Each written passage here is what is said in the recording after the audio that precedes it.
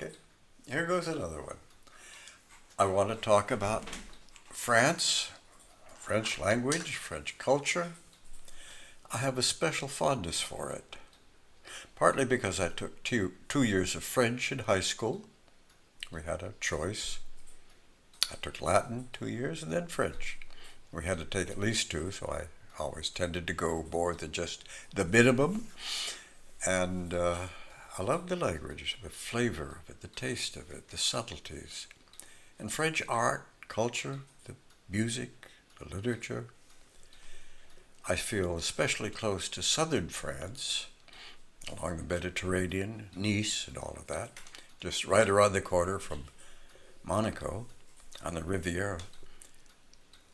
And northern France, well, it's colder. The people are colder. They're more stiff. That's where they rule the country. They're the upper crust. They're the aristocracy. They're harder to get to know.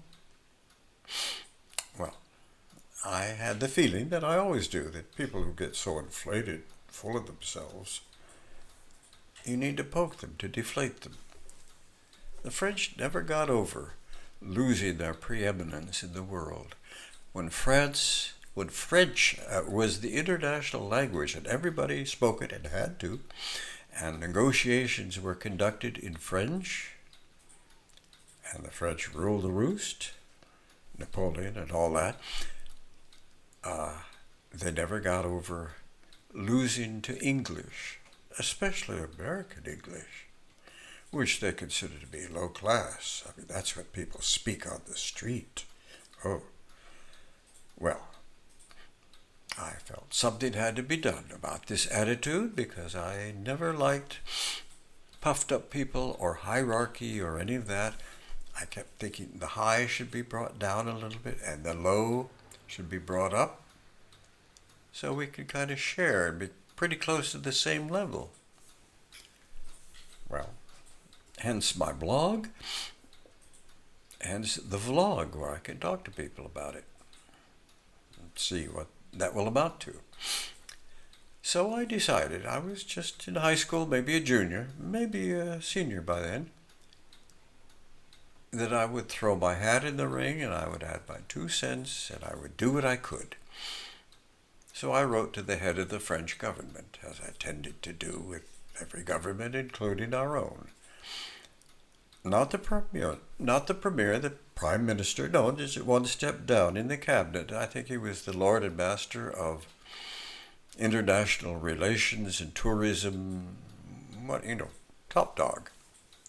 So I wrote a letter in my best, how can I say, Southern land baron, Texas oil baron style, sort of the crass American who has too much money to spend and doesn't know what to do with it, writing to the French government saying, Dear Sir, or Mr. Poobah, or whoever's in charge, I have always felt that of all the chateaux along the Loire, Chenonceau has been my favorite, as it is most people's, and I want to buy it. Now, if it's not available right now on the market, at least I'd like to rent a couple rooms so I could bring my family over and spend the weekend to know what it felt like to be part of French aristocracy. Awaiting your reply, thank you very much. Billy Bob Bull, or however I signed it. No reply, nothing. A week went by, 2 weeks. So I wrote back. Dear Sir, Lord Poobah, I haven't heard from you. In any case, my offer still stands. I would like to spend the weekend, rent a couple rooms, bring my family over. Let me know when it's convenient for you and I can schedule it. I look forward to your reply. In a week, less than 2, I got an answer, a letter in the mail with French stamps. And I opened it. It was from the guy himself. He didn't wait for a secretary to answer. He took the matter in hand. I think he thought I was a rich American oil baron from Texas, probably, although the return address was Monterey Park in California, but maybe a summer house of a rich cattle baron or oil baron. But he wrote a stiff, upper-class, northern French reply, very icy, frosty tone. Dear Sir, Mr. Bull, whatever, your original letter was unaccountably lost. I said, yeah, in the trash can, I'll bet. In any case, the Châteaux of the Loire are monuments of French culture, and we would under no circumstances ever sell them or even consider renting rooms to anyone like a tourist to visit and enjoy our culture firsthand.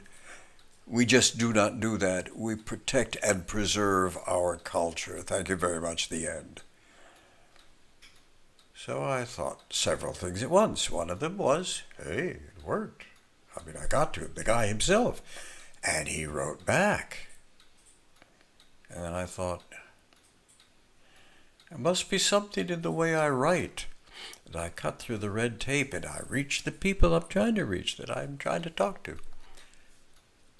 And then, in about a week, less than 2 weeks, all of a sudden, ads started appearing in newspapers all across the country, America, our country, how the French government had decided to open up the chateau and the national monuments, especially in the Loire Valley, so that tourists, especially American tourists, with bringing American tourist money, could rent a room or two and spend the weekend feeling what it was like to be part of French aristocracy. And I said, oh my God, thinking several things at once.